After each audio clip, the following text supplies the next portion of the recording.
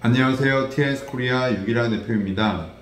오늘의 영상은 제가 미국 소액투자 비자의 신청자 입장으로 미국 소액투자 비자의 E2 비자 상품을 선택하는 노하우를 알려드리겠습니다.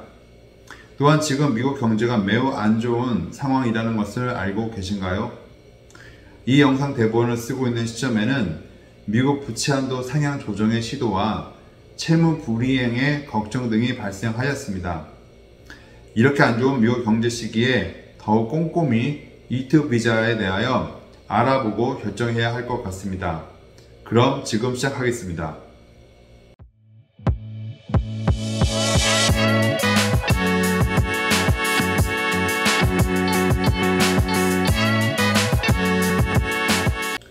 미국에서 경제활동이 가능한 여러 비자 중에서 취득하기 손쉬운 비자가 E2 비자입니다.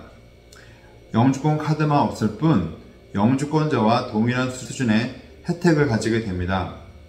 오늘 영상이 E2 비자의 혜택이 아닙니다. 그 혜택은 다른 영상을 보면 알 수 있는 정보이니 설명하지 않겠습니다.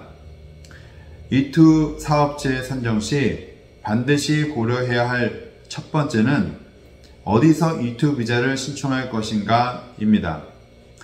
E2 비자 신청 시 미국 대사관 진행의 경우는 신청자의 학력, 경력을 E2 사업과에 연관하여 판단합니다. 즉, 신청자가 운영을 잘 할 수 있을지가 관건입니다. 예를 들어 E2 비자 주 신청자가 경력 단절의 전업주부인 경우는 TRS 코리아의 이동통신 중개기, 테슬라 충전소 건설 사업은 비자 승인받기 힘듭니다. 그러나 신청자가 미국 안에서 신분 변경을 통해 E2 비자 신분을 취득하는 경우라면 학력, 경력은 중요하지 않습니다. 그래서 대사관에서 비자 취득은 까다롭고 미국에서 신분 변경은 이미 비자를 가지고 미국에 들어와 있기에 손쉽게 변경 가능합니다. 둘째로, 높은 투자 금액은 실패 위험이 높아집니다. 요즘 경기도 안 좋은데 투자 금액이 너무 높아서 투자 자체가 위험성을 가지고 있습니다. 투자는 매달 가져가는 수익금액이 중요한 게 아니라 수익률이 더 중요한 것입니다. 똑같은 10%의 수익률이라면 60만 불 투자금보다 30만 불 투자 금액의 위험성이 현저히 낮은 것입니다. 요즘 미국에 진출하는 한국 프랜차이즈, 제빵, 치킨, 외식업체의 투자 금액은 매우 높습니다. 본사는 투자 금액이 높은 이유를 여러 가지 설명하지만 결국은 실패 위험성이 높아지는 것입니다. E2 비자를 선정할 때 먹는 외식업 장사보다는 사업을 하셨으면 좋겠습니다. 제가 이 부분에 대하여는 제 블로그에 올렸습니다. 식당을 운영하는 사장님들도 걱정을 합니다. 경기가 안 좋은데 모든 비용이 올랐다는 것입니다. 그 중에서 인건비가 가장 높게 올랐고 1인 식대가 20불이 넘는 상황에 외식하는 것을 부담스러워하는 상황이 되다 보니 식당들의 줄폐업의 위험이 있습니다. 위에서 말씀드린 것처럼 식당들의 투자 금액은 상대적으로 높아졌습니다. 식당들은 투자금이 50만 불보다 높은 경우가 대부분인데요. 망하면 투자금은 누가 보존해 줄까요?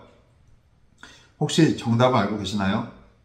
결국 나도 손해를 보지만 내 뒤에 오는 E2 비자 신청자가 내 손해까지 엎어서 사업체를 오픈하게 되면서 투자 금액이 높아지게 됩니다.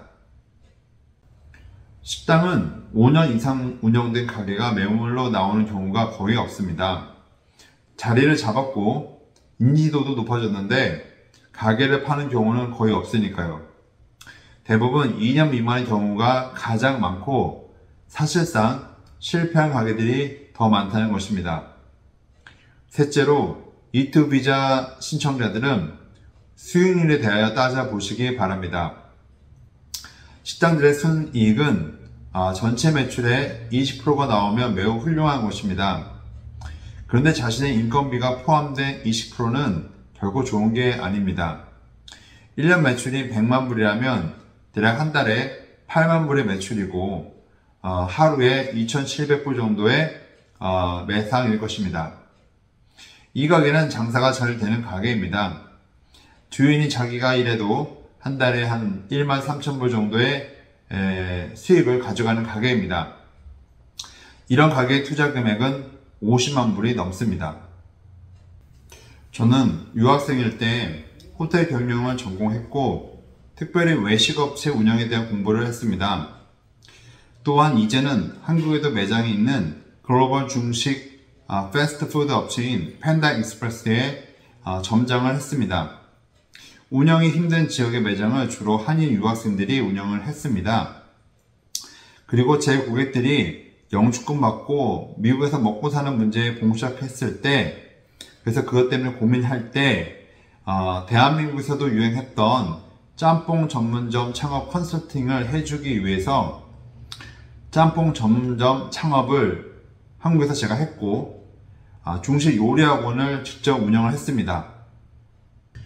제가 다 직접 경험한 후에 고객에게 권유를 하고 싶었습니다.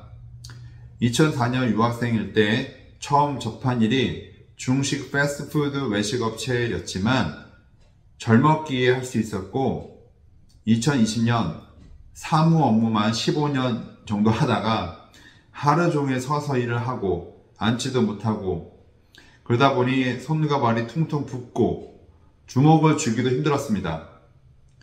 식당은 재료비 싸움이 아니라 인건비 싸움입니다. 내가 일을 해야 수익이 나지 그렇지 않으면 수익 내기 힘듭니다. 제2의 백종원이 되고픈 저의 꿈을 접었습니다. 외식업 하지 마세요. 물론 저는 실패했지만 외식업 해서 성공하시는 분도 당연히 계시죠. 그래서 외식업을 하고 싶으시다면 나의 인건비를 뺀 수익률을 점검해 보시기 바랍니다.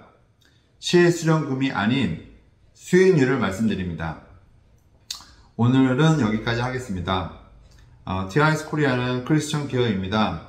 저는 고객들의 영권 수익을 위해 매일 새벽에 가서 기도하고 있습니다.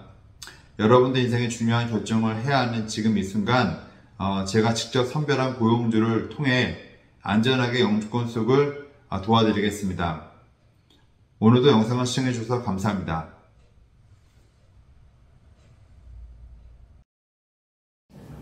구독과 좋아요는 제게 큰 힘이 됩니다. 감사합니다.